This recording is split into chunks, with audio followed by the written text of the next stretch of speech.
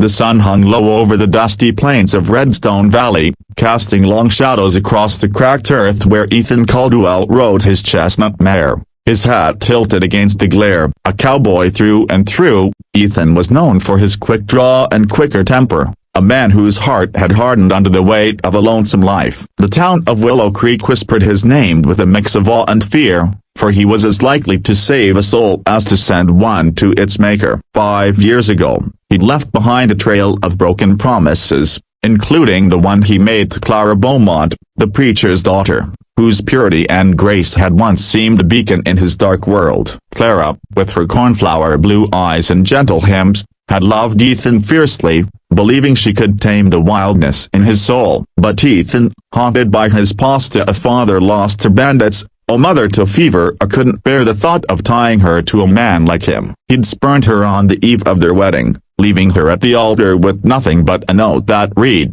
"You deserve better than a drifter's life." The town had never forgiven him, branding him a heartbreaker, a coward who'd fled love's sacred vow. Now, as he rode back into Willow Creek after years of wandering, Ethan's heart was heavier still, for he'd heard Clara had never married, her spirit dimmed by his betrayal. The saloon's swinging doors beckoned, and there he met Leila Monroe, the fallen woman of Willow Creek, whose sharp wit and shadowed eyes hid a past as broken as his own. Leila poured whiskey with a steady hand, her scarlet dress a stark contrast to the drab barroom, and when their eyes met, Ethan felt a spark he hadn't known since Clara. She was no saint. The townsfolk sneered at her life marked by scandal, a husband who'd left her for dead, and choices made in desperation. Yet, in her defiance, Ethan saw a mirror to his own restless soul. They traded words, sharp and teasing, over the clink of glasses, and by night's end, he knew he'd found something worth staying for. But Clara's shadow loomed large, her father's sermons echoing in Ethan's mind, warning of sin and redemption. Could a man like him, who'd turned his back on love, find it in a woman the world had cast aside? The stars above offered no answers as Ethan bedded down in the livery stable, Leila's laughter still ringing in his ears, a melody both dangerous and sweet. Tomorrow, he'd face the Tona and Clay, but tonight, he let himself dream of a different kind of future, one where a cowboy might find salvation in the arms of the fallen. 3,998 characters. 2. Morning broke over Willow Creek with a harsh light, the kind that exposed every crack in the town's weathered facade, much like the cracks in Ethan's resolve. He'd spent the night wrestling with memories of Clara, her soft prayers and promises of a quiet life, now tangled with the image of Leila, whose bold gaze had stirred something raw and untamed in him. As he saddled his mare, the townsfolk's stares burned into him, their whispers sharp as spurs. "Ethan Caldwell, back to stir up trouble," they muttered, their eyes lingering on the gun at his hip. He headed to the general store for supplies, hoping to avoid Clara, but fate had other plans. There she stood, arranging bolts of calico, her face pale but still beautiful, her eyes carrying a quiet sorrow that pierced Ethan's heart. "Clara," he said, his voice rough as gravel, and she froze, her hands trembling. "Why'd you come back?"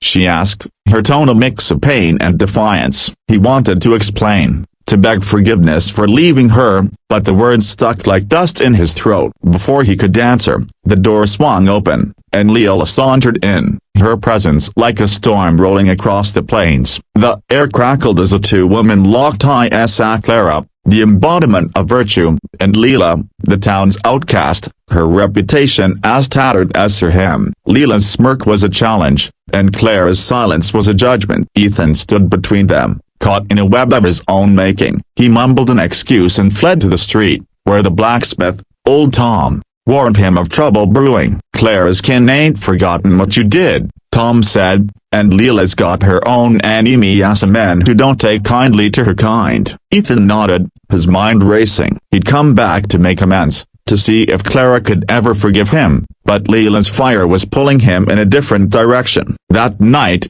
at the saloon, Leila told him her story of how she'd been married to a gambler who'd left her penniless, how she'd survived by her wits, earning the town's scorn but never bowing to it. Her resilience stirred Ethan, made him question the life he'd chosen, always running from connection. Yet, as they laughed over whiskey, A shadow fell across the table. Clara's brother, Jeremiah, a man with the preacher's seal and a gunman's aim, stood glaring. "Stay away from my sister, Caldwell," he warned, "and keep clear of that harlot, too." Ethan's hand twitched toward his holster, but Leela's touch stopped him, her eyes pleading for peace. As Jeremiah stormed out, Ethan knew the town was a powder keg, and he was the match. He walked Leela to her room above the saloon, their hands brushing, and for a moment, he forgot Clara's pain, forgot the town's judgment, lost in the possibility of a woman who saw him not as a hero or a villain, but as a man. 3,996 characters. 3. The days that followed were a tightrope walk for Ethan, each step pulling him between the past and a future he couldn't quite see. Willow Creek buzzed with tension,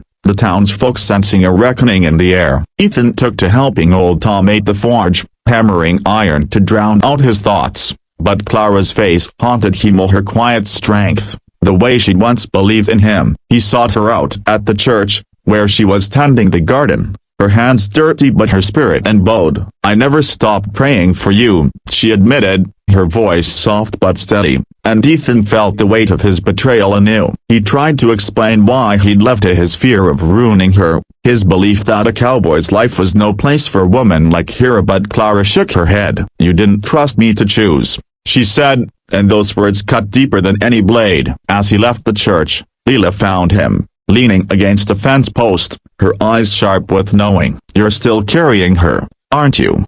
she said, not accusing but understanding. Ethan nodded, unable to lie to a woman who'd seen through worse men than him. Leela took him to the edge of town, where the river ran slow and silver, and there, under the cottonwoods, she spoke of her own regrets, the choices made to survive, not to thrive. "I ain't no saint, Ethan, but I ain't ashamed," she said, her voice fierce. "You don't got to be perfect to be loved." Her words struck a chord, loosening something in Ethan's chest. They sat by the river until dusk, sharing stories of their wanderings, and for the first time, Ethan felt he could breathe. But peace was fleeting in Willow Creek. That night, a gang of roughnecks of men tied to Leela's poster rode into town, their leader, a scar-faced man named Vance, demanding she return what she'd stolen from him years ago. Ethan stepped in, his gun drawn, but Leela stood her ground, her own derringer gleaming in the lamplight. "I owe you nothing," she spat,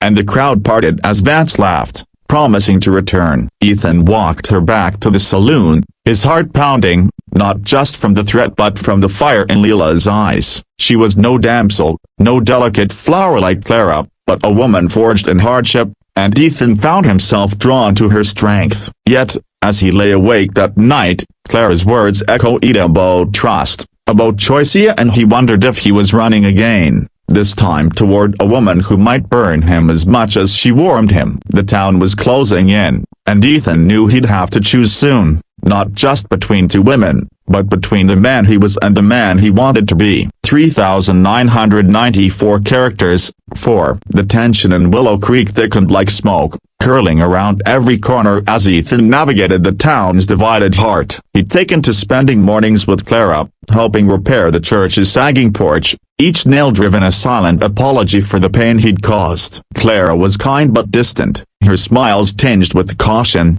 as if she feared opening old wounds. "I've built a life here," she told him one day, her hands smoothing her apron. "I teach the children, tend to the sick. I don't need saving, Ethan." Her words were a quiet rebuke, and he saw the woman she'd become, a strong, steady, no longer the girl who dreamed of a life with him. Yet, each evening, Ethan found himself at the saloon, where Leela's laughter cut through the din like a bell. She'd challenge him to cards, her sly grin daring him to match her wit, and he'd lose himself in her story of dodging lawmen, outsmarting gamblers, surviving on charm and grit. One night, as the piano played a lonesome tune, Leela leaned close, her breath warm against his ear. "You're trouble, cowboy, but the good kind," she whispered, and Ethan's pulse quickened. He wanted to kiss her, to lose himself in her fire, but Clara's face flashed in his mind, a reminder of vows broken and trust betrayed. The town, meanwhile, was fracturing. Jeremiah, Clara's brother, had rallied a group of church-goers, calling Leela a blight on Willow Creek's soul. while others, and mostly the saloon's patrons, had offended her. Seeing in her a defiance they envied, Ethan felt the pull of both sides. His heart torn between Clara's quiet redemption and Leela's unapologetic freedom. Then, Vance and his gang returned, their horses kicking up dust as they rode to the saloon. They demanded Leela, claiming she'd stolen a pouch of gold years ago, a lie she laughed off but one that turned the townsfolk's whispers into shouts. Ethan stood by her, his hand on his gun, but Leela's own resolve outshone his. "I ain't running," she told Vance, her voice steady. The standoff ended with no blood spilled, but Vance's parting words, "This ain't over," hung heavy. That night, Ethan and Leela sat on the saloon's balcony, the stars bright above. She told him of her dream to leave Willow Creek, to start fresh where no one knew her name. "Come with me," she said, half joking, but her eyes held a hope that scared Ethan more than any gunfight. He wanted to say yes, to ride off with her, but Clara's forgiveness, still ungranted, anchored him. As he left Leela that night, her hand lingered on his, and he knew the choice was coming, as inevitable as the dawn. 3,992 characters. The days grew hotter, the air in Willow Creek heavy with more than summer's weight. Ethan found himself caught in a storm of his own making, each moment with Clara or Leela pulling him deeper into a tangle of loyalty and longing. He'd taken to riding out to the hills, seeking clarity in the wide-open spaces, but the land offered no answers, only echoes of his past mistakes. Clara, ever the town's moral compass, had begun to soften toward him, her guarded smiles hinting at forgiveness, but she kept her distance, as if testing his resolve. One afternoon, as they sat on the church steps sharing a basket of apples,